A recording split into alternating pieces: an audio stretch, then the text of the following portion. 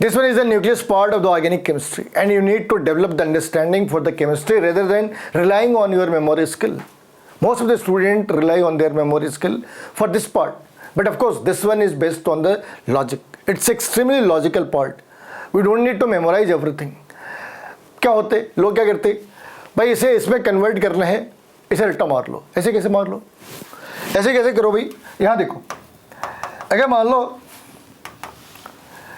हमने 3 कार्बन ले रखे, ठीक है, हमने 3 कार्बन ले रखे और लेट इट बी कीटोन, और इसे हमने कन्वर्ट करा C double bond C single bond C में, या फिर इसे कन्वर्ट करा C single bond C single bond C double bond C में, या फिर इसे कन्वर्ट करा C single bond C single bond C single bond C single bond C ऐसे, या फिर इसे कन्वर्ट करा C single bond C single bond C triple bond C ऐसा.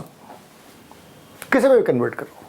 प्रॉब्लम ये नहीं किसे किस में कन्वर्ट करा, प्रॉब्लम ये है कि कैसे कन्वर्ट करें. अब क्या है, अगर कोई मेमोरी स्किल हो ना, लोग क्या करते हैं, रट्टा मार जाते हैं. अच्छा इसके लिए ऐसा करना है, मान लो ऐसा करना है, नेक्स्ट टाइम क्या करा, इसके OH की जगह पे यहाँ पे Cl लगा दी. पूछ आप क्या करना है भाई. ऐसा भी तो हो सकता है ना कि हमने कहा कि चलो अब इसे करके दिखाओ, Cl से कन्वर्ट कर लो. तो लोग क्या करते हैं, रट्टा मार जाते हैं. भाई रट्टा नहीं मारना है, रट्टा नहीं मारना, सोचना है. तुम जो केमिस्ट्री के अंदर केमिस्ट्री के अंदर प्रिपरेशन और प्रॉपर्टीज, केमिकल प्रॉपर्टीज पढ़ रहे, वो बेसिकली यही है, वो बेसिकली कन्वर्जन है, वो बेसिकली कन्वर्जन है. सपोज अगर एनसीईआरटी के अंदर या किसी बुक के अंदर उसने तुम्हें कहा कि C single bond C double bond C को कन्वर्ट करा C single bond C OH में. अब ये चीज़ें तुम 2 बार ही पढ़ रहे. एक बार अल्कोहल की प्रिपरेशन है, ये अल्कोहल की प्रिपरेशन है, and the same thing is the chemical property of alkene, and same thing is treated as chemical properties of alkyne.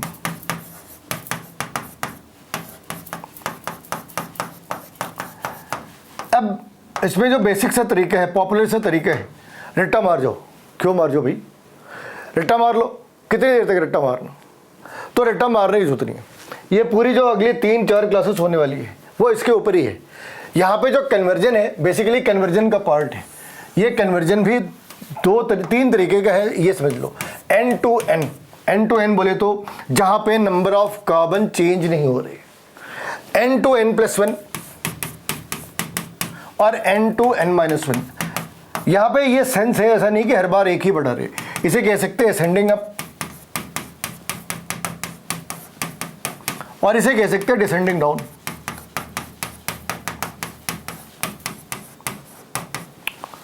तो यहाँ पे हमने इन्हीं सारी चीज़ों को करना है.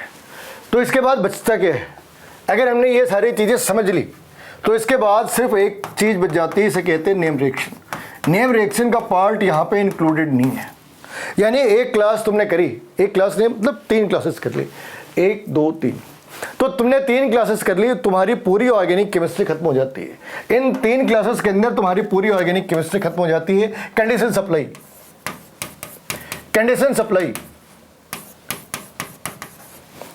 Condition supply. कंडीशंस क्या है, क्लास के बाद तुम्हें असाइनमेंट भी बनानी है, क्लास के बाद तुम्हें प्रॉब्लम भी सॉल्व करना है, एनसीईआरटी की बुक लेनी है, या जो भी तुम्हारे पास मॉड्यूल है कहीं के भी, उसमें रिएक्टेंट देखा तो प्रोडक्ट को ढक दिया, और प्रोडक्ट देखी तो रिएक्टेंट को ढका, और ये फाइंड आउट करने की कोशिश करी कि जो पार्ट तुमने ढक रखे है वो एक्चुअली है क्या.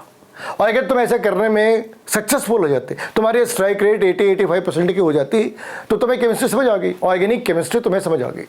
रट्टा मारने की जरूरत नहीं. इसका एक पार्ट और भी है, डिफरेंशिएशन. तो उस वाली पार्ट को हमने जब मिला ली तो majority part except nomenclature and isomer तुमने यहाँ पे फिनिश कर ली. यानी कि 3-4-5 क्लासेस के अंदर में तुम्हारी पूरी ऑर्गेनिक केमिस्ट्री खत्म हो जाती है, और वो उसमें बहुत छोटा सा पार्ट तुम्हें रट्टा मारना है, बहुत छोटा सा पार्ट. बाकी सारी चीज़ें तुम्हें समझनी है, इतना ही करना है. समझ आ रही बात.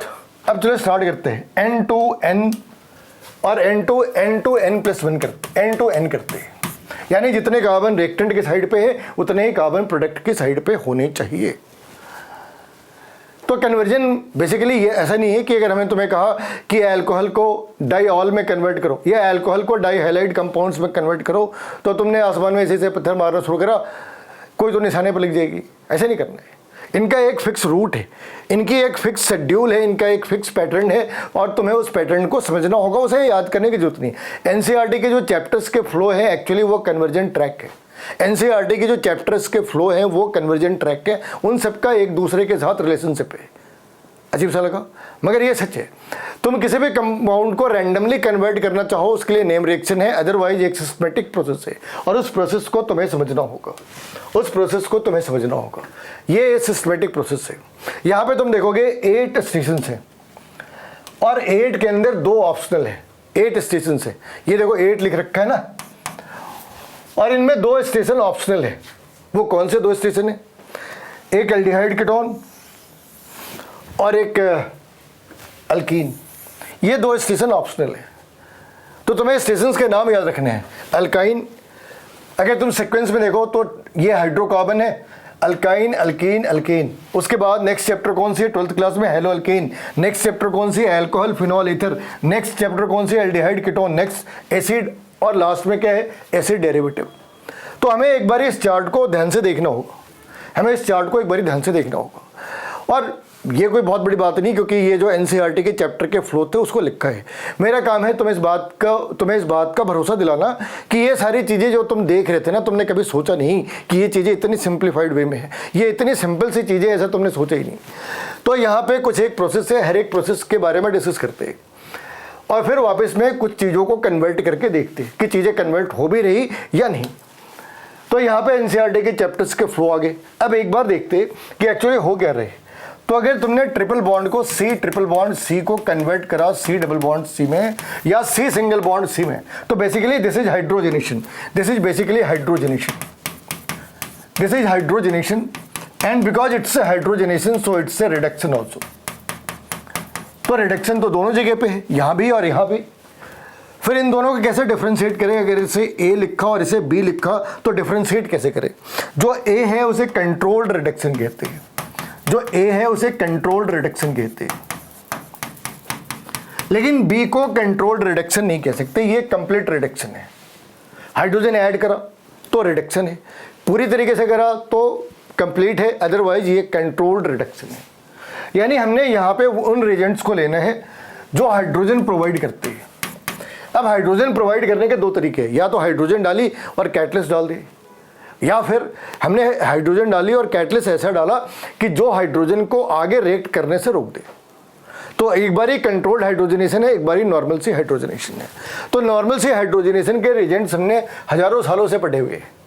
कौन से रिएजेंट्स हो सकते? हमने हाइड्रोजन यूज करी निकल के प्रेजेंस में, प्लैटिनम के प्रेजेंस में, पीडी के प्रेजेंस में, और इसने अल्काइन को कन्वर्ट करा अल्कीन के अंदर, and it's A reduction reaction. लेकिन अगर हमें कंट्रोल्ड करना है तो sodium in presence of ammonia, इसे बर्च रिडक्शन कहते हैं, एनसीईआरटी के अंदर है। यहाँ पे ये अपना हाइड्रोजन है, ये कैटलिस्ट है और ये कैटालिटिक पॉइजन है। ये या फिर तुम इसे नेगेटिव कैटलिस्ट कह सकते हैं। बेसिकली ये कैटालिटिक पॉइजन है, नेगेटिव कैटलिस्ट तो एक अलग सा नाम है। ये कैटालिटिक पॉइजन है। ये काम कैसे करता? तो सपोज ये अपना प्लैटिनम है और इस वाली साइड पे हाइड्रोजनेशन की प्रोसेस हो रही है। BSO4 इसके पोर्स के ऊपर, इसके ऊपर एक साइड से चढ़ता जा रहा। अब ये कैटलिस्ट है क्योंकि इसके पास पोरस स्ट्रक्चर है, लेकिन अगर उन पोर्स में एक लिक्विड भर जाए जो थोड़ी देर बाद सॉलिडिफाई हो जाए, तब इसकी कैटालिटिक एक्टिविटी खत्म हो जाएगी। अब क्या है, यहाँ पे हाइड्रोजन भी है और अल्कीन भी है, but they can not react because they don't have sufficient activation energy. That activation energy और the alternate route of reaction was provided by this catalyst, and it was basically because of the porous structure. That porous structure has been filled with the BSO4 catalytic poison. It can be done with the quinoline और sulphur also. तो यहाँ पे ये simple सा part है। अगली part के अंदर हमने क्या करना, अगर मान लो हमने अल्कीन को अल्कीन में कन्वर्ट करना, वापस वही तरीका है, H2 प्रेजेंस ऑफ Ni। कई बार क्या होता है, लोग इतने इमोशनल हो जाते हैं, कहते लिथियम एल्यूमिनियम हाइड्राइड को डाल देते हैं।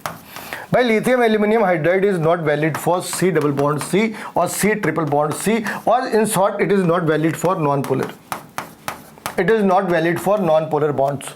अगर नॉन पोलर बॉन्ड्स है तो लिथियम एल्यूमिनियम हाइड्राइड यूज नहीं कर सकते, NaBH4 भी यूज नहीं कर सकते, unless and until polarity has been introduced. तो ये पहले पार्ट की पूरी कहानी थी। अब दूसरे पार्ट में क्या कर रहे हैं, C सिंगल बॉन्ड C है, इस C सिंगल बॉन्ड C को C सिंगल बॉन्ड Cl में कन्वर्ट कर रहे हैं। क्या हुआ, हमने एक हाइड्रोजन को रिमूव कर दी और एक क्लोरीन को ऐड कर दी। ये दोनों ही काम, removal of hydrogen and addition of halogen, ये दोनों ही काम ऑक्सीडेशन के, ये दोनों ही काम ऑक्सीडेशन के, यानी इस वाले स्टेज के अंदर अपन ऑक्सीडाइज कर रहे हैं। तो फिर ऑक्सीडाइजिंग एजेंट कौन सा ले भाई, हमें वो ऑक्सीडाइजिंग एजेंट लेना है जिसके अंदर क्लोरीन हो। अब H2O2 नहीं ले सकती, क्योंकि अगर उसने उसे लिया तो this is going to introduce OH और ऑक्सीजन, मगर अपनी रिक्वायरमेंट ऑक्सीजन की नहीं है, अपनी रिक्वायरमेंट किसकी है, अपनी रिक्वायरमेंट है हैलोजन की, और more precisely it should be chlorine in this case. तो एक तरीका क्या है, एक तरीका है Cl2 in presence of HNu। HNu क्यों, सनलाइट, HNu क्यों, सनलाइट है। अब तुमको मूनलाइट में हो सकता, मूनलाइट में डिनर हो सकती, कैंडल लाइट डिनर है ना, मूनलाइट में रिएक्शन नहीं हो सकती क्योंकि उनके पास उतनी एनर्जी प्रोवाइड नहीं कर सकते जहाँ पे वो क्लोरीन को ब्रेक करके फ्री रेडिकल में जनरेट कर सकते। तो ये जब बायोमॉलिक्यूल्स था अपने पास तो वहाँ पे भी पढ़ना था और पॉलीमर के अंदर भी पढ़ना था, वहाँ पे पॉलीमर के अंदर भी पढ़ना था। पॉलीमर के अंदर हमने इसकी पूरी मैकेनिज्म पढ़नी है, free radical generation, free radical propagation and free radical termination. तो इसके 3 स्टेज हो गए जहाँ पे हमने इसे जनरेट करा, इनिशिएशन, प्रोपेगेशन एंड टर्मिनेशन। तो वो कैसे करते भाई, यहाँ पे क्लोरीन है, इसके बीच की जो इलेक्ट्रॉन है वो फ्री, जो इलेक्ट्रॉन है उसको इक्वली डिवाइड कर दिया, ये chlorine free radical plus chlorine free radical, इसे चेन इनिशिएशन रिएक्शन कहते हैं। अब इसने मल्टीपल ऑप्शंस क्रिएट कर दिए। मान लो हमने सिंगल बॉन्ड C ले रखा था, तो सारे हाइड्रोजन sp3 हाइब्रिडाइज कार्बन से अटैच्ड थे। तो हो सकता है कि इसने यहाँ से स्टार्ट करा हो कार्बन और एक क्लोरीन, और धीरे धीरे ये कार्बन और सारे के सारे क्लोरीन, मतलब ये 2 एक्सट्रीम कंडीशंस आ सकती है, या कंडीशन इनके बीच का भी हो सकता है, तो आखिर कौन सा स्टेज के ऊपर जाके रिएक्शन खत्म होनी है और ये कब तक प्रोपेगेट करना है। तो आंसर इसका ये है कि ये प्रोपेगेट कुछ ऐसे करना है कि जैसे ही क्लोरीन फ्री रेडिकल बाहर आया, तुम सोचो अगर किसी ने किसी का बसा बसाया घर तोड़ दिया हो तो उसके अंदर कितना गुस्सा होगा, और इस गुस्से को केमिस्ट्री के अंदर एनर्जी कहती है। तो इसने क्या करा, इसने ये जो बॉन्ड है किसकी, कार्बन हाइड्रोजन की जो बॉन्ड है, तुम पूछ सकते हो फिर कार्बन की बॉन्ड के साथ क्यों नहीं करा, क्योंकि ये बॉन्ड पोलर है और इसे तोड़ना थोड़ा आसान है, इस बॉन्ड को तोड़ना थोड़ा मुश्किल काम है। तो इसने क्या करा, इस हाइड्रोजन से इस क्लोरीन ने बातचीत करी, उसने कहा कि इसके साथ अगर तुम हो तो इट्स ए गैस, अगर तुम मेरे साथ आ गए तो there is a chances that you can become a liquid. तो ऑर्गेनिक रिएक्शंस के साथ ये बड़ी कमाल की चीज़ है, अगर उसमें इनऑर्गेनिक, अगर उसके अंदर एक सॉलिड या एक लिक्विड पार्ट बन जाए तो उसकी जो फिजिबिलिटी है, जो डेल्टा जी है वो बहुत ज़्यादा होती, नेगेटिव डेल्टा जी बहुत ज़्यादा होती, यानी स्पॉन्टेनिटी के रेट बढ़ जाती है। तो तुमने नोटिस करा तो ठीक है, नहीं नोटिस करा तो ये चीज़ ध्यान रखना कि ऑर्गेनिक के अंदर में हम इंटेंशनली इनऑर्गेनिक के रिएजेंट लेते हैं, और कई बार एक इनऑर्गेनिक और एक ऑर्गेनिक कंपाउंड हमें मिल जाता। लेकिन यही चीज़ है इनऑर्गेनिक केमिस्ट्री के साथ नहीं है कि हमने इनऑर्गेनिक केमिस्ट्री पकड़ी तो ऑर्गेनिक का रिएजेंट ले रहे हो ना, ऐसे नहीं होता। वहाँ पे क्या है, इनऑर्गेनिक ने अपने से काम कर लिया, मगर ऑर्गेनिक को इनऑर्गेनिक के हेल्प की जरूरत होती है, because inorganic salts are more polar than organic compounds and it's a polarity that enhance the rate of reaction, और we can say that rate of reaction is directly proportional to polarity. So higher the difference of polarity, faster is going to be the rate of reaction. तो इस वाले case में क्या हुआ कि chlorine ने इसे समझाया कि इसके साथ रह के अपनी लाइफ खराब मत करो, और हाइड्रोजन की बात बिल्कुल समझ आ गया। उसने क्या करा, क्लोरीन को, इस वाले कार्बन को मारी लात, बाहर निकल आया। अब ये बन गए कार्बन फ्री रेडिकल। पहले इस कार्बन के अंदर काफ़ी पेशेंस था, है ना, क्योंकि वो इनर्ट था और उसके सारी बॉन्ड पूरी थी। लेकिन अब क्या हुआ, उसका हाइड्रोजन से धोखा देकर भाग गया। तो इसने क्या करना है, अब इसने क्या करना है, रिवेंज। इसने रिवेंज में क्या करा, ये इसके फ्री रेडिकल है और ये हाइड्रोजन इसके हाइड्रोजन है, सारे हाइड्रोजन है एक फ्री रेडिकल को छोड़कर। इसके पास दो रास्ते, ये जो पीछे रास्ता यूज करा चेन इनिशिएशन के बाद जो जब HCl बनी वो चेन प्रोपेगेशन है। अब क्या हुआ, इसने क्या करा, इसे इसके दिल में गुस्सा तो बहुत है, लेकिन इसने क्या करा इस वाली क्लोरीन को, क्योंकि स्टार्ट में 2 क्लोरीन बने थे, तो एक क्लोरीन ने इसके हाइड्रोजन को बेवकूफ़ बनाया और दूसरे क्लोरीन फ्री रेडिकल ने इसे कहा घबराने की जरूरत नहीं, कोई बात नहीं, ठंड रख। तो ठंड रखने के लिए इसने कहा कोई बात नहीं भाई, मेरे भाई ने घर तोड़ दिया तेरा, इसके साथ घर बसा ले। तो इसने क्या करा, जब 2 फ्री रेडिकल मिल गए, free radical plus free radical, तो इन्होंने एक न्यूट्रल मॉलिक्यूल बना ली। 2 टूटे लोग मिले और उन्होंने घर बना ली। तो यहाँ पे कार्बन कार्बन क्लोरीन क्या बन जाना है, तो इसे कहते हैं चेन टर्मिनेशन रिएक्शन, इसे कहते हैं चेन टर्मिनेशन रिएक्शन। अब चेन टर्मिनेट हो गई, तो ये सारी बातें कहाँ से जनरेट हुई थी कि हम इसे ऑक्सीडाइज करते, this is oxidation process. Hydrogen बाहर निकाली, क्लोरीन ऐड कर दिया, अब चीज़ें ऑक्सीडाइज हो गई। तो यहाँ पे इस वाली जगह पे यही यूज करा है, इस वाली जगह पे यही यूज करा है, क्लोरीन यूज करी और अल्काइल हैलाइड बना ली। लेकिन अगर तुम्हें अल्कीन से बनाने का दिल है तो भी बना सकते हैं। यहाँ पे सीधा HX ऐड करा, अल्काइल हैलाइड बना दी, यहाँ पे सीधा HX ऐड करा, तुमने अल्काइल हैलाइड बना दी। यही काम तुम यहाँ भी कर सकते हैं, मगर इस वाली केस में डाई हैलाइड क्रिएट हो जाना है। अगर तुमने C ट्रिपल बॉन्ड C के साथ HX ऐड करी तो तुम्हें C सिंगल बॉन्ड C और 2 X मिल जाने हैं इसकी जगह पे और बाकी हाइड्रोजन, तो डाई हैलाइड कंपाउंड्स मिल जाने हैं। अब वापस चलते हैं। तो इतनी बात समझ आ गई तुम्हें, यहाँ तक चीज़ें समझ आ गई, यहाँ तक चीज़ें समझ आ गई। अब यहाँ से आगे देखते हैं। अब अगर मान लो हमने क्लोरीन को कन्वर्ट करना है अल्कोहल के अंदर में, क्यों, next chapter is the alcohol. अब इस बार क्या हुआ, ऑक्सीडेशन, रिडक्शन या कुछ भी नहीं। आंसर है हमने एक इलेक्ट्रोनेगेटिव को दूसरे इलेक्ट्रोनेगेटिव के साथ सब्स्टिट्यूट करो। इस बार कुछ भी नहीं है, neither oxidation nor reaction nor reduction. तो फिर हुआ क्या, अगर ऑक्सीडेशन भी नहीं है रिडक्शन भी नहीं है तो है क्या, है ना। हमने इसे तोड़ दिया किसके जरिए, बेसिक हाइड्रोलिसिस कहते हैं इसे, बेसिक हाइड्रोलिसिस। तुम्हें नाम से समझना होगा, LYSIS, इसका मतलब है टू ब्रेक, प्लाज्मोलिसिस, प्लाज्मा को ब्रेक करना, है ना। तो यहाँ पे पानी की हेल्प से हमने ब्रेक कर दिया इस वाली कंपाउंड को। और पानी के साथ क्या है, मतलब बेसिकली हमने क्या करा, बेसिक मीडियम में हाइड्रोलिसिस करी। हाइड्रोलिसिस एसिडिक मीडियम के अंदर भी हो सकती है। अगर हमने पानी के अंदर एसिड मिलाया या एसिडिक सॉल्यूशन ली, aqueous solution but it is acidic, तो उसने जो काम करा उसे कहते हैं एसिडिक हाइड्रोलिसिस। हमने बेसिक सॉल्यूशन ले रखी है and this is going to break a compound, substitute a compound, then this is known as basic hydrolysis. तो इस बार हम बेसिक हाइड्रोलिसिस कर रहे हैं। कैसे करा, तो KOH को लिया वाटर के प्रेजेंस में, एक्वस KOH। इसका एक भाई भी है, इसका एक कजन भी है, उसे लिखते KOHAlC और इसे लिखते KOHAQ। नाम दोनों के एक जैसे हैं मगर इनके काम में फर्क है।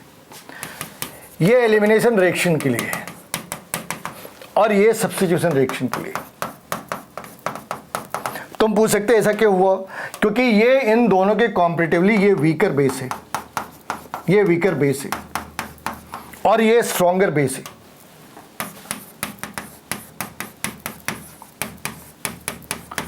कुछ चीजें तुम्हें याद होगी कि जो एलिमिनेशन रिएक्शन है this is more favourable in the stronger basic medium. तो यहाँ पे -HX चले जाते, यहाँ पे -HX डिहाइड्रोहेलोजिनेशन। तो ये रिएजेंट डिहाइड्रोहेलोजिनेशन के लिए, डिहाइड्रोहेलोजिनेशन।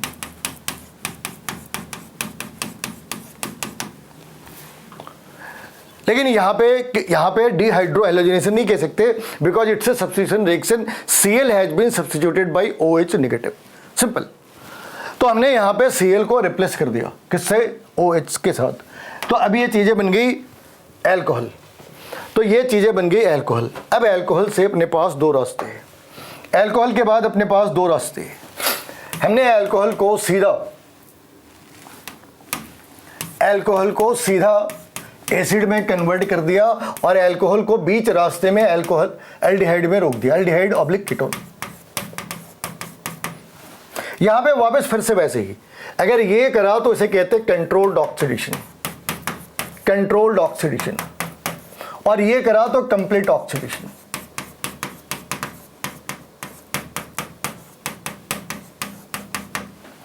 Complete oxidation.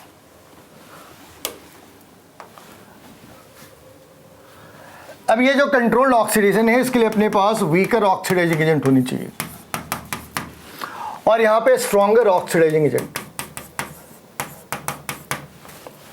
तो एक कंपाउंड है पीसीसी, एक कंपाउंड है सेरेट रिएजेंट। तो अभी पीसीसी के ऊपर अगर यूज करो तो पीसीसी ने अल्कोहल को एल्डिहाइड में चेंज कर देना है, पीसीसी ने अल्कोहल को एल्डिहाइड में चेंज कर देना है। लेकिन अगर हमने इसके ऊपर stronger oxidising agent KMnO4 positive डाली तो इसने इसको खुद को एसिड में कन्वर्ट कर देना है।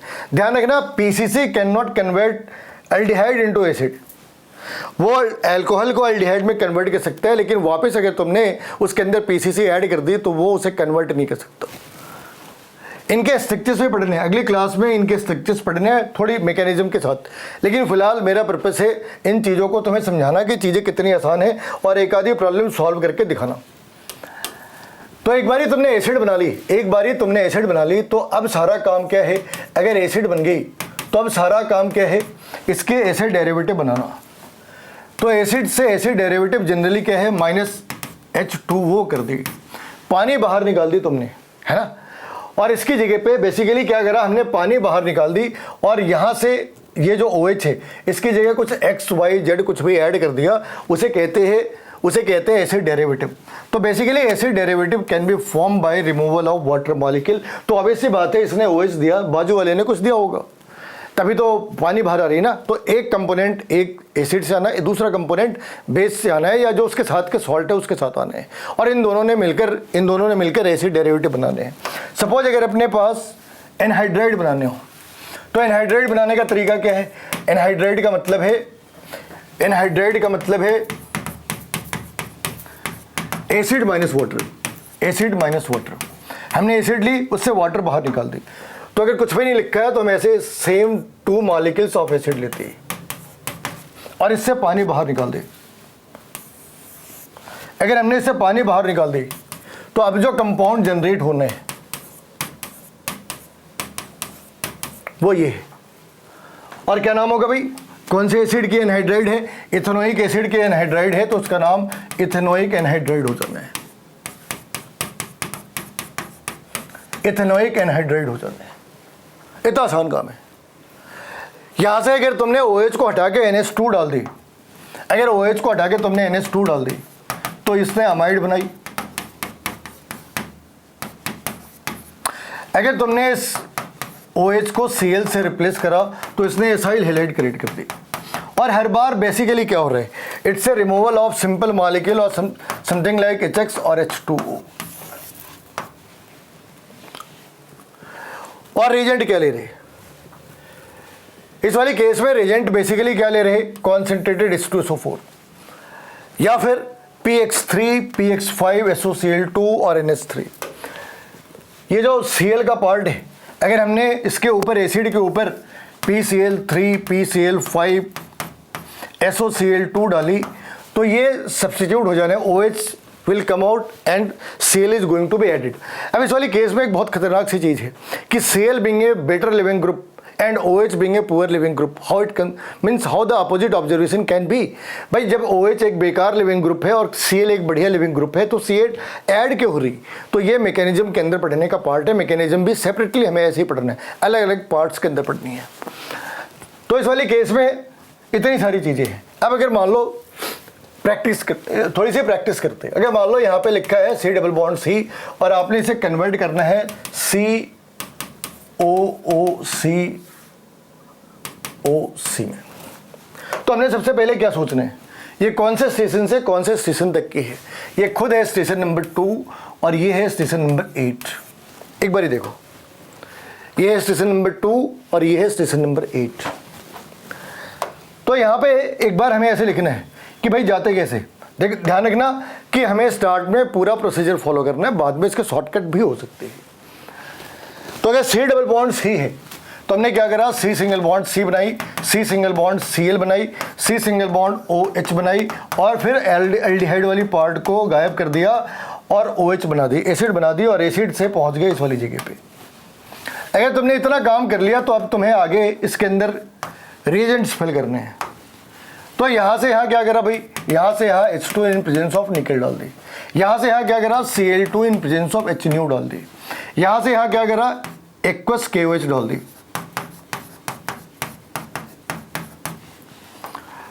इस वाली साइड पे क्या करा, KMnO4 in presence of H positive डाली, मगर ये कोल्ड होनी चाहिए, हॉट होने से ये बॉन्ड के ब्रेक होने के चांसेस है, इसलिए यहाँ पे हीट नहीं करना है, बहुत ज़्यादा गर्म नहीं लेना है। और यहाँ से यहाँ पे क्या करा, कॉन्सेंट्रेटेड H2SO4 कर दी। इसने क्या करा, इसने वाटर मॉलिक्यूल बाहर निकाल दिए। अब ये जो काम करा ना, इसके लिए हमें बहुत ज़्यादा सोचने की जरूरत नहीं, ये एक स्पॉन्टेनियस सी प्रोसेस है।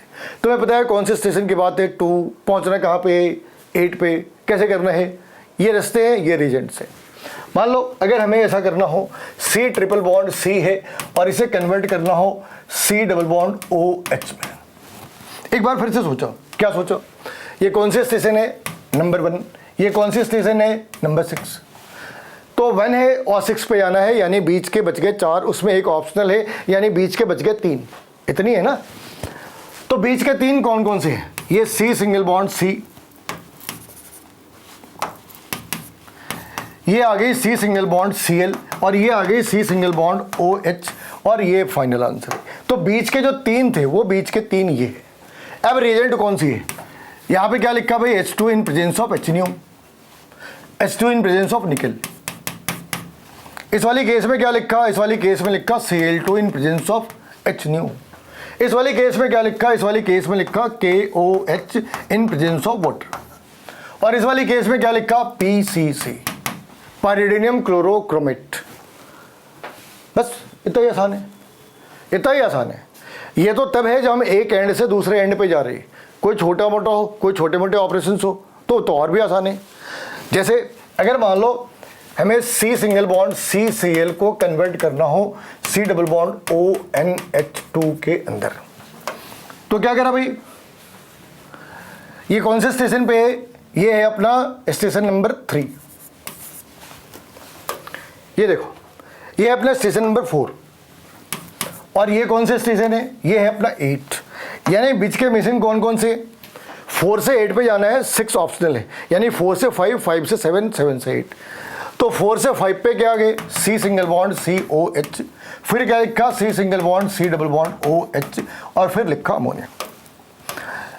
तो अगर हमें यहाँ से यहाँ ना हो तो क्या तरीका है भाई, एक्वस KOH। यहाँ से यहाँ जाने का तरीका क्या है, KMnO4 in presence of acidic medium, but it should not be hot. Hot हुआ तो इसने इस बॉन्ड को ब्रेक कर देना है, और फिर यहाँ से यहाँ क्या कह सकते हैं, अमोनियम सॉल्ट के साथ रिएक्ट करा सकते हैं।